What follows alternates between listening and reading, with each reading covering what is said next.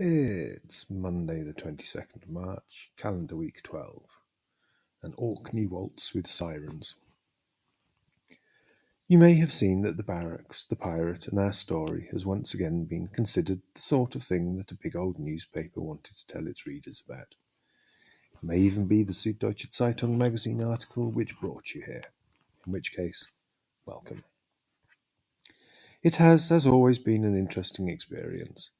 The journalist Martin originally visited the Barracks 18 months ago, and then again since he was here with Felix, the cameraman, another 40 weeks have passed. Apparently, the Süddeutsche are well known for their very long lead-in times. Martin has long been researching the effects of climate change. You should definitely read his book. He came to really believe in the Barracks. I understand the editor was a little more climate sceptical. It's fun spotting those articles and those influences in the piece. If you look carefully, I believe you can occasionally see the joins, but Martin is definitely a guy who gets it, and I gotta say, I quite like the dude. All in all, I thought the article was more than fair, and the pictures were amazing. I've had many people suggest, off the back of the pictures no doubt, that I start an OnlyFans.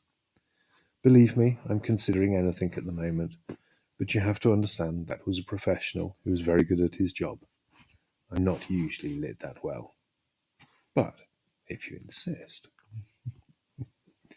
I knew the article would come out well. Martin is a good guy, and I like him.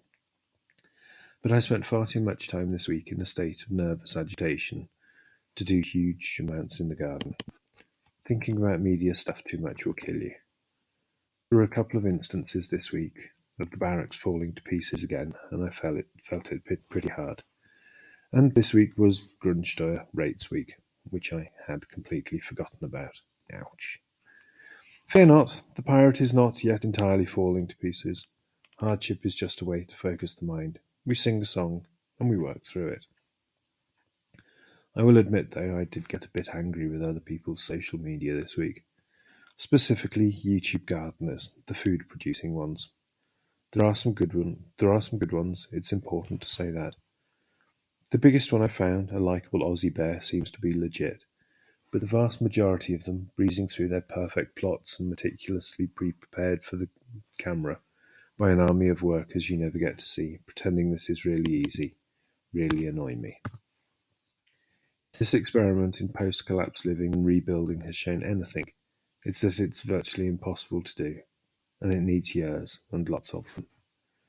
I sometimes think the only reason I'm still here is that I don't have the imagination to leave. Anyway, enough of that. Apparently I'd forgotten how impossible it is to dig new ground here, especially at any depth, and I decided to make a sunken cold frame.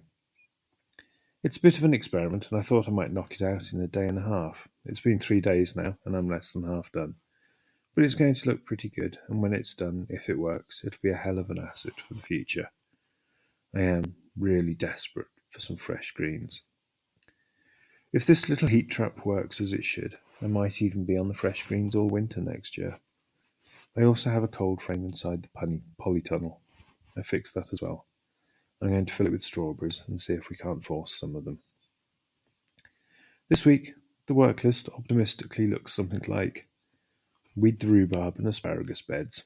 Do something to hurry along the asparagus. I need those fresh greens.